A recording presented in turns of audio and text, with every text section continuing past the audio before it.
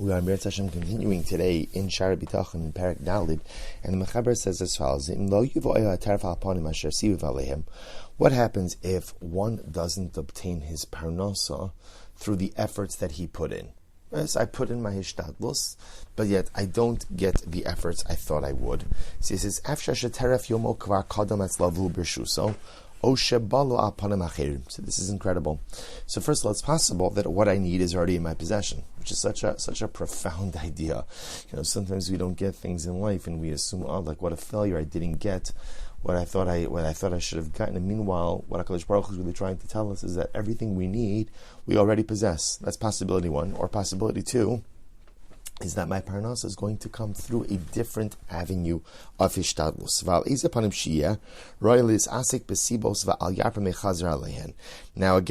Now either way, my goal ultimately is that I still have to try to busy myself. I still have to try to get involved in whatever level of hishtadlus is appropriate. Remember again, we spoke about earlier that when it comes to hishtadlus, so really hishtadlus is like custom tailored. In other words, that there's a specific type of hishtadlus for the person based on, their physical abilities, their intellectual abilities, as we spoke about before. And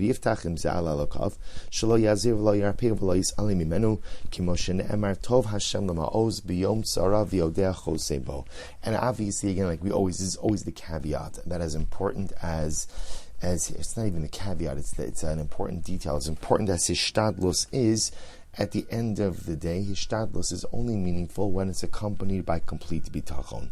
V'chein, Nomar bringing abrios v'acholi. Same ideas when it comes to illness and health.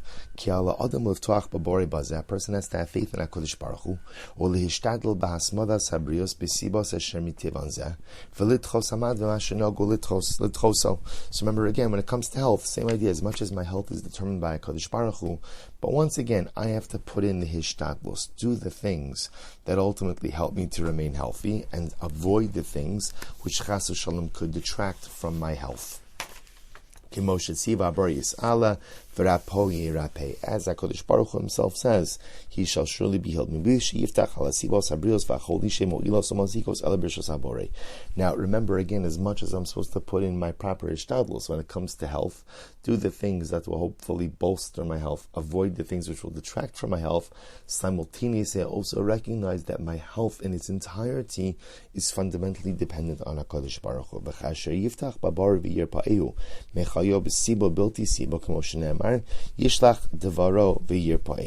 And when a person ultimately relies on HaKadosh Baruch Hu, the Ribbon Shalom will heal him from his illness. Whether ultimately again HaKadosh Baruch Hu will heal me through natural means, or ultimately again through supernatural means. Now this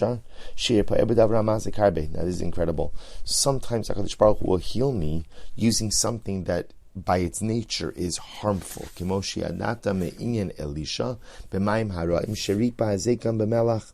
Navi tells the story. The Navi tells the story that it was right after Eliyahu Hanavi died, and Elisha was approached by the residents of a particular city that their water was bitter. So how did Elisha go ahead and cure the bitter waters? He asked for salt, and he threw salt into the water. So the Mechaber is using this as a metaphor, how sometimes again healing even comes about through difficult or sometimes even harmful things. The truth is, it's a general metaphor, and it's literal, but it's also a metaphor for so many different things that we're touching on. Namely, that sometimes the very things that we want or we need out of life often don't come in the conventional ways. But sometimes even the greatest brachas come, they're delivered through tsaras and through difficulties and through trials and tribulations and adversity. That's the metaphor of the salty water. Here, Elisha goes ahead and cures the waters with salt, which of course salt should have an adverse effect. And sometimes that's just the way HaKadosh Baruch Hu runs his world. Sometimes the greatest brachas come out of the difficulties and adversity of life. And again,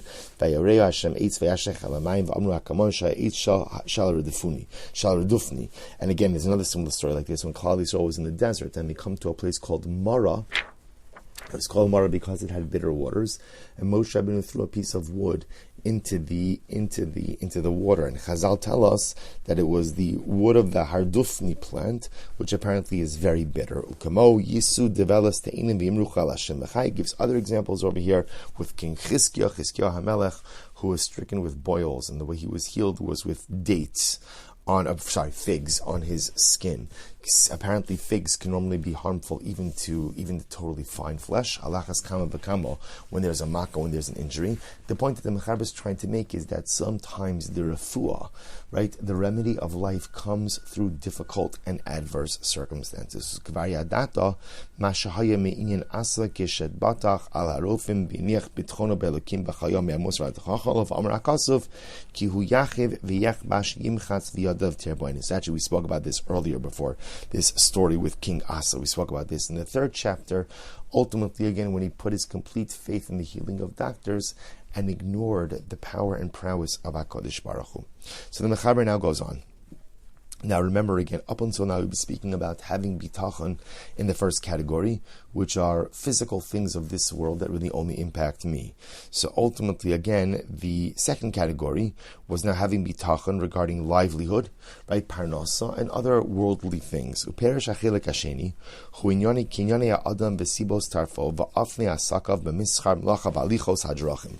So now again we'll speak about bitachon in the second category of things, which refers to matters which pertain to a person's property, the means through which he obtains his parnasa, and the way in which he conducts himself in business. Uminui, uschiros, upekidos, va'avodas hamalochem, v'gizbaros, v'kablonos, va'amana, v'sifrus, umini ha'avoda, v'alichos, hamidbaros, v'ayomim, v'adoma lazem, mimashim, is asking b'olakabetz mamon, or laharbus mosrei michya. So again, this is true, whatever you do for a living, whether a person does business, or does crafts, or travel, right, or they're a hired worker, or a servant of the king, or a treasurer, or a merchant who buys on credit, or a sofer, a scribe, or a trapper in the desert or in the sea, right? Anything that a person does for their parnasa, he says, Afne Yosher Habitachon B'hem El Elokim, she's asik b'ma shezimin lo abori mehem, l'serach sipuko mazono la'agia ama, sheish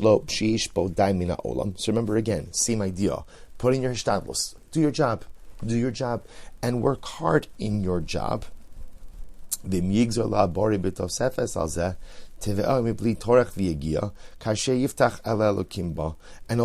again, if HaKadosh Baruch Hu wants me to have additional parnasa, then the additional parnasa will come even without the extra effort and toil, provided, of course, that I have bitachon in HaKadosh Baruch Hu. So remember again, we keep on referencing some of these core points. So one of these core points is this concept, ultimately, again, that a person is supposed to put in bitachon, supposed to put in hishtadlus, but remember, again, there is a limit to the amount of hishtadlus a person is obligated to put in. In other words, we reject the notion that the more hishtadlus you put in, the more results you get out. That is often not the way the world works. In other words, the results are all from HaKadosh Baruch Hu, and the Ribbon Shalom ordained that in order for me to see those results, I have to put in my hishtadlus.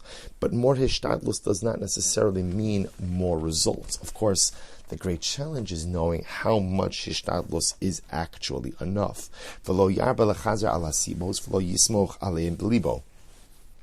He should be careful about increasing the amount of effort he puts in, and be careful to avoid the trap, the spiritual, theological trap, of thinking that success comes from hishtadlus.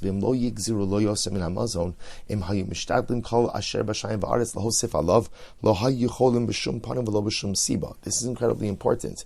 If at the end of the day HaKadosh Baruch Hu decrees that I'm going to have a certain amount, you could put in all the hishtadlus underneath the heavens and in the earth, and you will not realize or recognize any more profit or any more gain.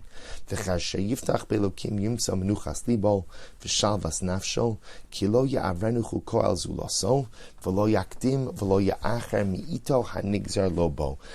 is actually really a really beautiful idea, namely that when a person has this bitachon, so remember again, bitachon in the realm of parnasa means like this: my parnasa comes from HaKadosh Baruch Hu, and it's ordained by the Ribono Shel Olam how much I'm going to have. My job is to put in hishtadlus again, and to try to figure out what's the right amount of hishtadlus, but yet again that the hishtadlus doesn't overtake my life, and to recognize that the results I see are not, in other words, the results are not necessarily tied into the amount of hishtadlus. More hishtadlus doesn't necessarily produce more parnosa. Correct hishtadlus so creates the right amount of parnasa. And when a person lives this way, the Mechaber says the result is, it's actually beautiful. Menuchas libo, shavas nafsha. A person has a sense of inner tranquility, which makes perfect sense, because if I really believe and I really know that everything is provided for by the Ribono Shel Olam, so suddenly again, first of all, I'm not in a race against anyone else, right? I'm not worried that someone else is going to take what's coming to me, or I'm going to take what's coming to someone else. At the end of the day, I recognize that anything and everything I'm supposed to have comes from HaKadosh Baruch Hu, and my job is simply to put in the requisite amount of hishtadlus. More hishtadlus isn't necessarily going to give me more, right? And therefore, again, this gives one a certain sense of inner tranquility, knowing that if I do my part, I do what I'm supposed to do, HaKadosh Baruch Hu takes care of the rest. A truly beautiful idea. Okay, we will stop over here for today. Shkoyach, everyone.